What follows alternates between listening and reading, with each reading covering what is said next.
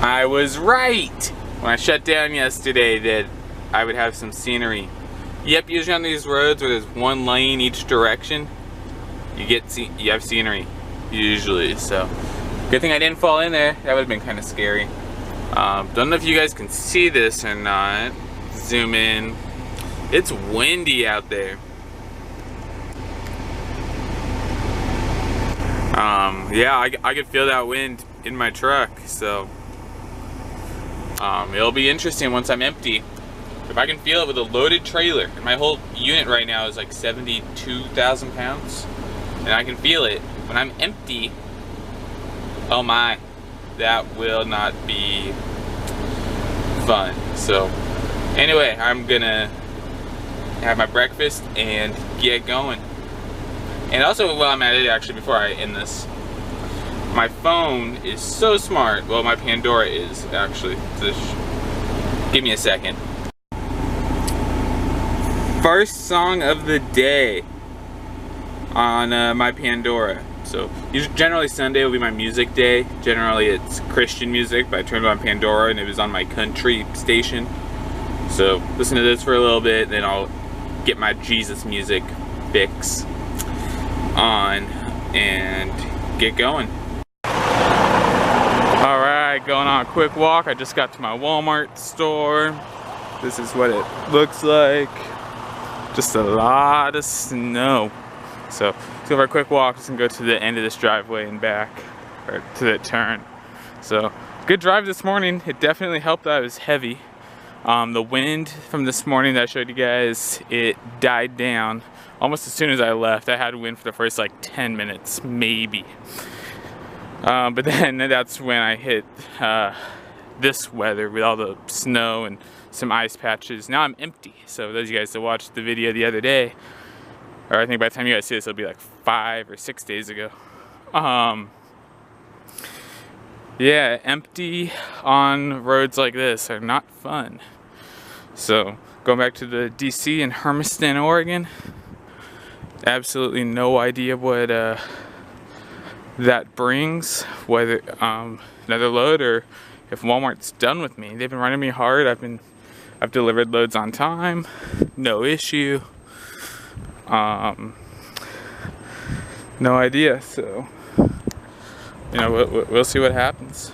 So yeah, you know, yeah, that's kind of all there is to it. Yeah, let's see what happens. Hopefully I can keep doing Walmart. I'm enjoying it. This is easy money. You know, the pay will be nice. What they pay, it's a flat rate per day. What I'm getting paid, and it's more than what I normally make. So I can't complain about that. But yeah, talk to you guys soon. Hey guys, I got good news and bad news. I really don't know how to say it. I'll give the bad news first. The bad news is I'm being forced to reset. That's 34-hour consecutive break. Yeah, I don't even need it, but it's Walmart's policy. I don't know if it's for all their drivers or if it's just us temporary folk. But for every 5 days on, working for them, and then reset. 5 days on, then reset. 5 days on, reset, etc., etc. Today apparently is day 5, so I have to reset. So I'm here at the Pilot where I got fuel at yesterday, just up the road from the Walmart DC for the next 34 hours. As you can tell, there is just so much to do around here. I have a challenge though. Today and tomorrow, I'm gonna beat Troy from Halloween Hellmouth in getting steps. Troy's going down. And of course, I don't know if he watches my videos or not. I should Snapchat him just to give him a heads up. But he will be going down. I will also be, probably for the first time in my trucking life, doing some laundry. Overpriced at the truck stop. It's stupid. It's like $3, I think, a load. Or like $3 to wash and $3 to dry. I'm probably just gonna wash my bedding. I'd rather pay 75 cents a load at one of my company's terminals for my clothes, especially because I have a ton of clothes. I literally bring enough clothes that I can be good. Clean socks, clean underwear, and a clean shirt every day for like 35 days. I am very good on clothes. So if I have to, you know, if I'm going to keep doing this Walmart thing, then I may have to eventually do laundry. And in a perfect world, I will run Walmart this entire trip out. In a perfect world, that's what I would do. But we'll see what happens. So the good news. So the good news then, I get to get caught up in my videos. For you guys, I think I have like 3 or 4 to do. Because I think the last video I did was arriving at Walmart and nothing else. But I mean, something I need to do though is show you guys, like, I had one video, I think I released it, it's done, where I the day when I arrived at Walmart, I walked around the Walmart in Hermiston, and I complained about my safety guy at Interstate. I may as well tell you about my safety guy when I was at Schneider. Safety guys, I'm convinced, are the biggest waste of money that companies have, personally.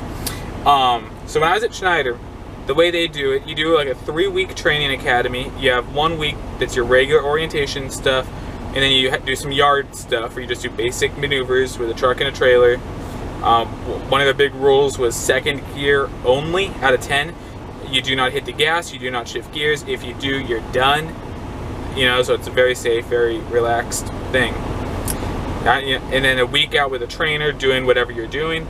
Like if you're going over the road, you'll have an over-the-road trainer. For me, because I did dedicated Dollar General at that time, I went out with a Dollar General trainer and did Dollar General freight.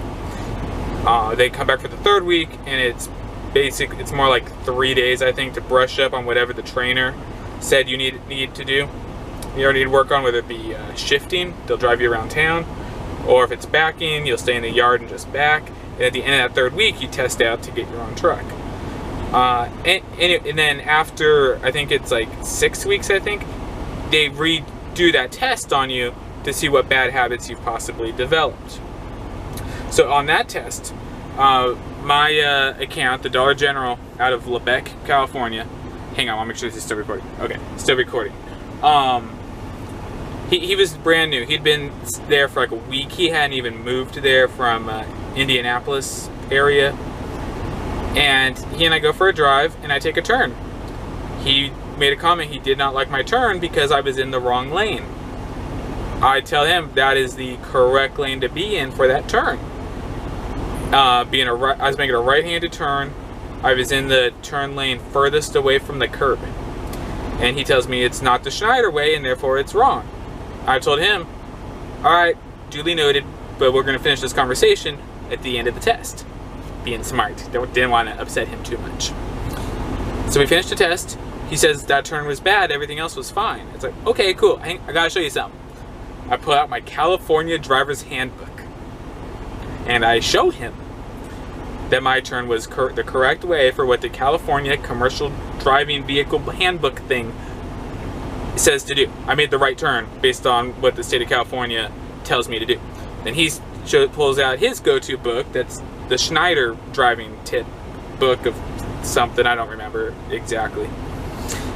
And he's telling me that that's the right way. I told him, cool, when I get a written note from Schneider that you guys will not hold it against me and that you guys will pay off my ticket for potentially making a wrong turn or any bad stuff that happens as a result of me taking a non-California legal turn, I'm going to turn the way that the state tells me to turn because they're the ones who enforce the laws, obviously.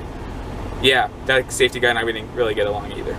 So, another safety guy story. I mean, I don't want to sound like a jerk. Like, if you're going to be constructive and whatnot, that's fine. But if you're going to tell me something's the wrong way and you're brand new to a foreign state such as California that does a lot of stuff backwards, you should probably be familiar with the California Driver's Handbook for commercial drivers, whatever it's called, before you start telling us how to do it. And I talked to him later and he's like, you are not the first person to talk to me like that or to show me that that's how you know, California teaches. And it was left at that. I mean, I continue to make my right-hand turn. It really depends. To this day, I'll make my right-hand turn generally from the outside lane, like how California says. And then I can take it way wide and leave space to my inside. And I'm keeping an eye on my mirrors the entire time. Or if the turn is like stupidly wide, I can't think of any right now, but I have taken them. Where I can make the turn from the inside lane, I'll take it from the inside. But generally, I'll stay to the outside lane. Yeah, Schneider's purpose was because if you take it on the inside lane, you control what happens on your inside, so you don't have a car, you know, try to sneak in between the curb and the truck and get smashed and all that. So, yep, that's another story with a safety guy.